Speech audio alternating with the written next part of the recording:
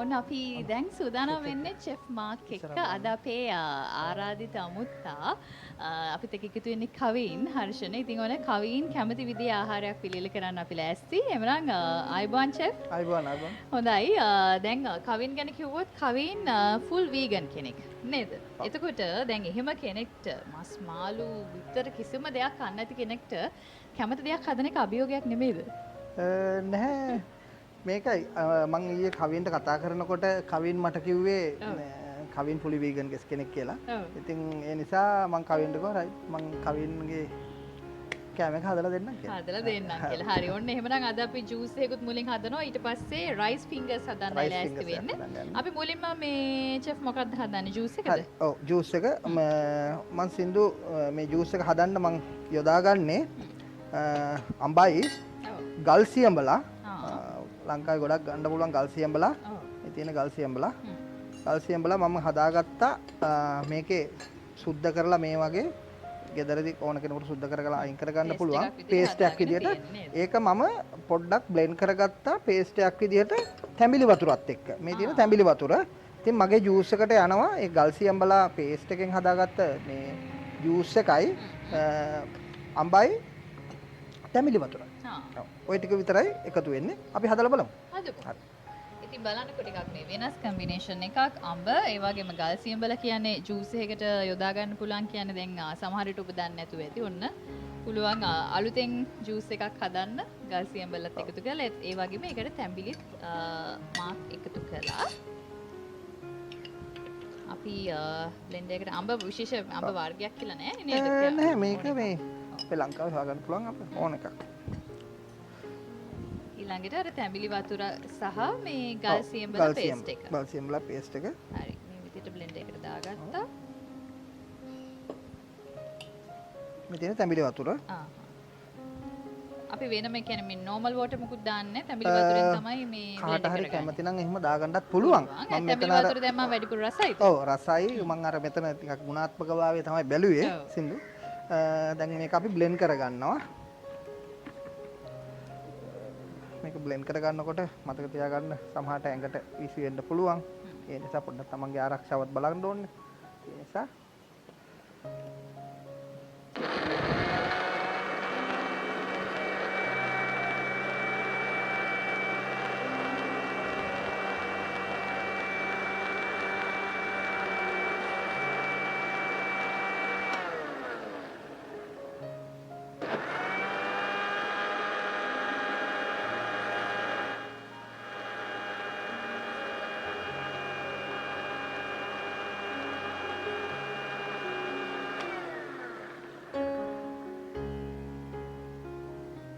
හොඳයි මේ විදිහට හොඳට බ්ලෙන්ඩ් කරගත්තට පස්සේ අපේ ජූස් එක හදලා ඉවරයි. මේකට වෙනම සීනි හැම ඇඩ් කරන්නත් අවශ්‍යතාවයක් නැහැ නේද?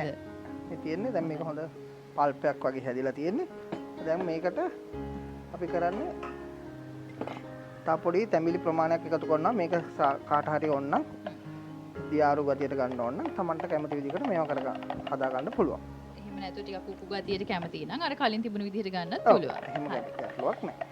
හොඳයි. ඉතින් බලන්න රසයයි වගේම ගුණය කියන දේත් තියෙන විදිහට තමයි මේ ජූස් එක හදලා තියෙන්නේ. මොකද මේකට සීනි මුකුත් ඇඩ් කරන්න අවශ්‍යතාවයක් නැහැ. ස්වභාවික සීනි රස තියෙන්නේ. ඒ වගේම තැඹිලි ගල් සියඹල සහ අඹ තමයි අපි පාවිච්චි කළේ. ඔන්න අද කවීන් වෙනුවෙන් හදපු ජූස් එක. අපි ඊළඟට හදාන්න ලෑස්ති වෙන්නේ අද රයිස් ෆින්ගර්ස්. හරි. ෂෙෆ් අපි ওই ගමම හරි හදලා ඉවරයි. ඊළඟට මේ රයිස් ෆින්ගර්ස් එකත් අපි ඉක්මනට හදාන්න පටන් ගමු නේද ෂෙෆ්? ඔව්. රයිස් ෆින්ගර් එකට අපිට අවශ්‍ය වෙනවා රයිස් එතකොට හාල් පිටි මම ඒ ටික පෙන්නන්නම් මේ ප්‍රේක්ෂකයන්ට. දැන් මේ අපි ෆිෂ් ෆින්ගර්ස් කියලා අහලා තියෙනවා චිකන් ෆින්ගර්ස් කියලා අහලා තියෙනවා හැබැයි මේ විදිහට රයිස් ෆින්ගර්ස් කියලා අහලා නෑ වැඩි අඩුයි. මේක මම ගත්තේ මේ සින්දු මෙහෙමයි. මේක කලින් උයාගත්තා පැය 3-4කට විතර කලින් සමන්ට වුණා. ඔව්. අපි තා පොඩ්ඩක් මෙන්න මේ විදිහට පෙන්නමු හොඳට. මම මේකට කහ පොඩ්ඩක් දාලා තමයි මේ උයාගත්තේ. සමන්ට ඕන නම් කරපිංචා ඕන දෙයක් දාලා හදා ගන්න පුළුවන්. රතු බත් ඕන රතු බත් ගන්නත් පුළුවන්. මෙතන කැකුළු බත් තමයි ගත්තේ. හරි. මේක ගෙදර දොරේ අයට මේ හීල් බත් වලින් හදා ගන්නත් පුළුවන්. හරි. ඊළඟට ඒකට මම පාවිච්චි කරනවා අපේ ලංකාවේ හැමතැනම තියෙනවා බඩ ඉරිඟු. බඩ ඉරිඟු ටිකක් දා ගන්නවා මේ වගේ. මට පේන මේකත් හොඳට මේ අර පෝෂණ ගුණය කියන දේ රැකෙන විදිහට තමයි ෂෙෆ් හදන්න ලැස්ති වෙන්නේ නේද? ඊට පස්සේ මම යොදා ගන්නවා හතු. පොඩියට කපාගත්ත හතු ටිකක්. හරි. මම මේ ටික දාලා පෙන්නනම් මම එහෙම හදාගත්ත මික්ස්චර් එක මම අරන් ආවා. හරිද? මේකට මම එකතු කරනවා කොළගෝවා. මේ පොඩියට කපාගත්ත කොලිෆ්ලවර්. ඔව්. ඉතින් මේ මතක් කරන්න ඕන අපේ මේ පුංචි දුව අපේ පුංචි චෙෆ් නූවි එයත් අද උදව් කරනවා මේ අපිට මේ රයිස් ෆින්ගර්ස් හදාගන්න. මෙතන තියෙනවා මේ කොත්තමල්ලි කොළයි කරපිංච කොළයි පොඩියට කපලා තමන්ට ඕනනම් මේක ඕනනම් ලොකුවට දාන්නත් පුළුවන්. මේක අපිට ලේසි වෙන්න කපා ගන්න. හරි. ඊට පස්සේ මෙතන තියෙනවා ලුණු කොළයි ලුණුයි. ඊට පස්සේ මෙතන තියෙනවා අම්මිරිස් අපේ ලුණු. ඊට පස්සේ මෙතන තියෙනවා සුදු ලුණු. මෙතන තියෙනවා ඉඟුරු. ඊට පස්සේ තව මේ වගේ ලොකුවට තියෙනවා කැප්සිකම් මාළු මිරිස්. ඒක ඔක්කොම දාලා තියෙන්නේ. එහෙම දාගත්ත මිශ්‍රණයක් තමයි මේ මං හදාගෙන ඇවිල්ලා තියෙන්නේ. මේ තියෙන්නේ මෙන්න මේ වගේ තමයි ඔක හැදුවාම එන්නේ. ඊට පස්සේ මේ මිශ්‍රණයත් අපි අර මේ ඒ මිශ්‍රණයට හාල් මිශ්‍රණයටම එකතු කරනවා නේද? ඒකට Tamanට ඕන නම් මේ වගේ කුළු බඩු වර්ග ගෙදර දොරේ පාවිච්චි කරනවා. මම මේකට එකතු කරගත්තා කෑලි බිරිස් ටිකක්. ඊට පස්සේ තුන පහ ටිකක්. ඒව තමන්ගේ රසායන එකතු කරගන්න පුළුවන් නේද? රසායන එකතු කරගන්න පුළුවන්. මම එහෙම හදාගත්ත මික්ස්චර් එක මම පෙන්නන්නම්. මේ මික්ස්චරයට අපි එකතු කරන්න ඕනේ කඩල පිටි. ඊට අමතරව එකතු කරන්න ඕනේ හාල් පිටි ස්වල්පයක්. දැන් ගෙවල් වල තියෙනවනේ හාල් පිටි කඩලු මම පෙන්නන්න ප්‍රේක්ෂකයන්ට මේක. ඔව් කඩල පිටි හාල් පිටි මේ ඇත්තටම මේ දේවල් අපිට හරි ලේසියෙන් හොයාගන්න පුළුවන් දේවල් සහ පාන් පිටි භාවිතා කරන්නේ නැතුව කඩල පිටි සහ සහල් පිටි භාවිතා කරන එක තවත් අර පෝෂණ ගුණය කියන දේ රැඳෙන විදිහ තමයි ෂෙෆ් මේක හදන්නේ නේද? ඔව්. ඒ වගේම අපි අද මේ කලිනුත් කිව්වා ආරම්භයේදී මේ fully vegan කෙනෙක් අපේ කවින් සම්පූර්ණයෙන්ම මස් මාළු ඒ කිසිම දෙයක් කන්නේ නැති කෙනෙක් කිරිවත් පාවිච්චි කරන්නේ නැහැ කිව්වා නේද? ඉතින් අන්න ඒ නිසා එහෙම දැන් මම එහෙම හදාගත්ත එකක් තමයි මම එහෙම හදාගත්ත එකක් තමයි මේ විදිහට මම පෙන්නන්නේ. ඒක Tamanට කැමති ආකාරයකට හදාගන්න පුළුවන්. මම මෙතන හැඩයකට මේ හදාගන්න පුළුවන් නේද? මම මෙතන නිකන් ෆින්ගර් එකක් විදිහට තමයි හදාගත්තේ. මේ ඕගොල්ලන්ට පේනවා ඇති. දැන් මේක අපි ගැඹුරු තලයේ බෙද ගන්න ඕනේ. මම අපි දැන් අර කලින් කියපු මිශ්‍රණය ඔක්කොම මිශ්‍ර කරගත්තට පස්සේ ෂෙෆ් සමහර විට දැන් හරියටම මේ වගේ දැන් මේක බෝල කරගන්න අපිට බැරි මොන හරි එකතු කරගන්න ඕනේද වතුර හරි මොන හරි වතුර එකතු කරගන්න ඕනේ නැහැ. මොකද බත් වල තියෙනවනේ මේ දියාරු ගතියක් තෙත ගතියක් තියෙනවා. ඒක දා ගන්න පුළුවන්. සමහර කෙනෙකුට කැමති නම් බිත්තරයක් වගේ එකතු කරන්න පුළුවන්. මොකද මෙතන දැන් කවින් වීගන් කෙනෙක් නිසා මම කිසිම දෙයක් එකතු කරගත්තේ නැහැ. හරි කැමති නම් බිත්තරයක් එකතු කරගන්න පුළුවන්. ඊට පස්සේ මේ විදිහට Taman කැමති හැඩයකට හදාගෙන ඊළඟට අපිට තියෙන ගැඹුරු තෙලේ බැද ගන්න. රයිස් ෆින්ගර්ස් තමයි අපි අද මේ හැදුවේ. දැන් සූදානම් වෙන්නේ ටික අපි බැද ගන්න.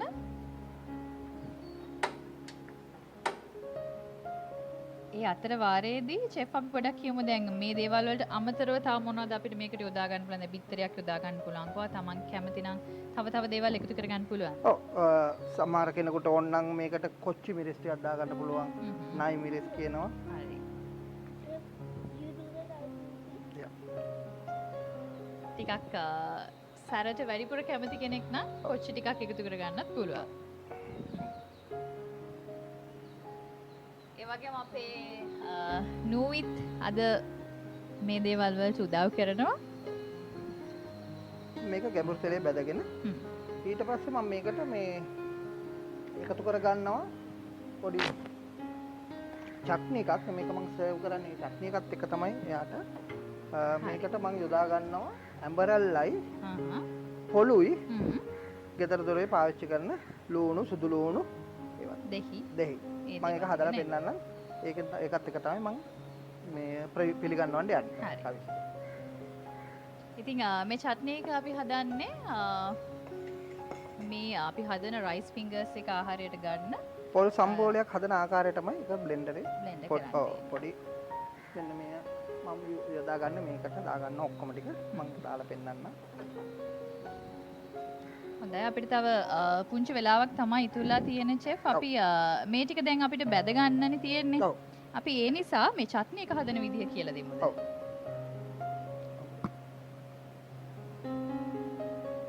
චට්නි එක හදද්දී අපි කො ඇඹරල්ලා පාවිච්චි කරනවා. ඒ වගේම පොල් ඊට අමතරව ගෙදර දොරේ තියෙන ලූණු, සුදු ලූණු, දෙහි, කරමිච්ච මෙන්න මේ දේවල් ටික තමයි චට්නි එකට පාවිච්චි කරන්නේ.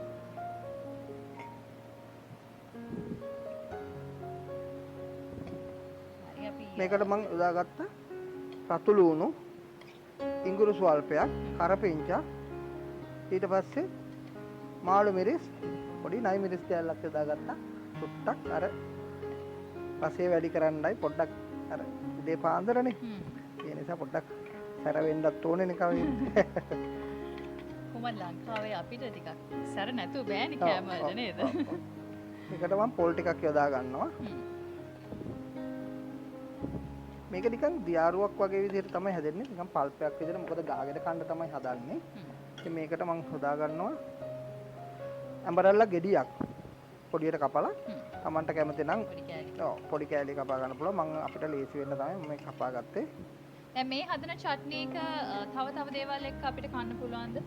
ඔව් මේක රොටි එක්ක කන්නත් පුළුවන්. ඊට පස්සේ තක්කාලි කනක තක්කාලි ගෙඩියක ප්‍රමාණයක් තමයි තියෙන්නේ. හරි ඉතින් අපි අද දේවල් ගොඩක් හැදුවා. ජූස් එකක් මුලින්ම හැදුවා. ඊට පස්සේ රයිස් ෆින්ගර්ස්. දැන් අපි මේ රයිස් ෆින්ගර්ස් වලට චට්නි එක තමයි මේ හදාගන්නේ.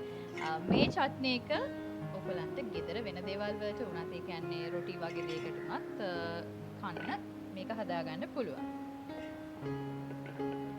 හරි ඊට පස්සේ අපිට තියෙන මේ දේවල් ඔක්කොම එකතු කරගෙන බ්ලෙන්ඩ් කරගන්න.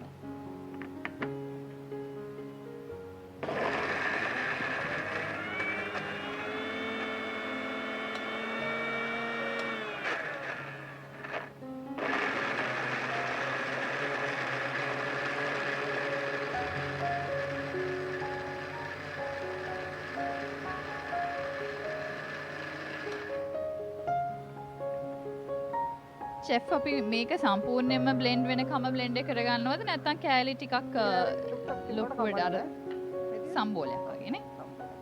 අපි අර උඳු වඩේ කන්නේ එම හදාගන්න සම්බෝලේ තියෙන්නේ පිංචි සම්බෝලේ. ඒ වගේ තමයි. ඊට පස්සේ දෙහි ටිකකුත් එකතු කරගන්නවා නේද? හරි ඉතින් මෙන්න මේ විදිහට තමයි අපි අද චට්නි එක හදාගත්තේ. ඉතින් තවත් ටික වෙලාවකින් අපි සූදානම් මේ ඔක්කොම අපි අද අමුත්තා කවින්ට පිළිගන්න. Tamanට කැමති විදිහට ලුණු ටිකක් යොදා ගන්නවා. හරි.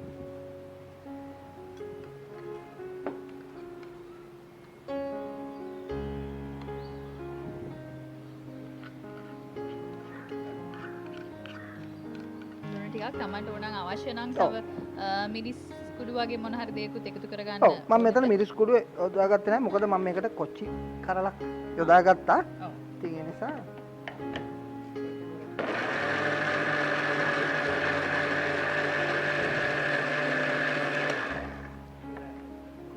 ඉවරයි. හරි. ඔන්න මේ විදිහට තමයි අපි චට්නි එක හදාගත්තේ. හරි. එහෙමනම් අපි තවත් සුළු මොහොතකින් ලෑස්ති වෙන්නේ කවින්ට මේ දේවල් පිළිගන්වන්න. ඉතින් රයිස් ෆින්ගර්ස් ටික තව චුට්ටකින් අපි බැද ගන්නවා. ඊට පස්සේ පිළිගන්නන්න තමයි තියෙන්නේ. මේ තියෙන දැන් අපි හදාගත්ත රයිස් ෆින්ගර් එක දැන් බැද ගන්න හරි වෙලාව ගින්දර පොඩ්ඩක් අඩු කරලා මේ වගේ දාන්නයි තියෙන්නේ. එනවා. මුලින් තෙල් ටික හොඳට රත් වෙන තියලා ඊට පස්සේ ගින්දර අඩු කරලා තමයි අපි තෙලට දාගන්නේ නේද?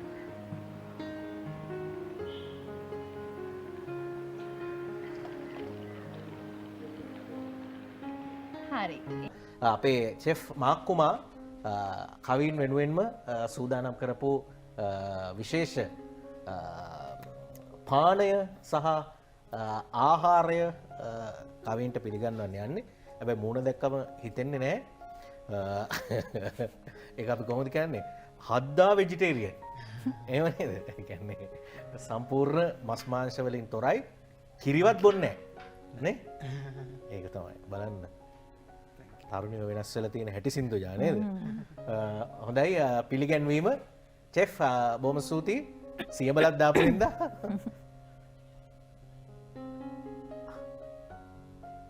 මොකද දැනෙන්නේ? thank you very much chef බොහොම ස්තුතියි. එහෙනම් බොහොම ස්තුතියි පුංචි නුවි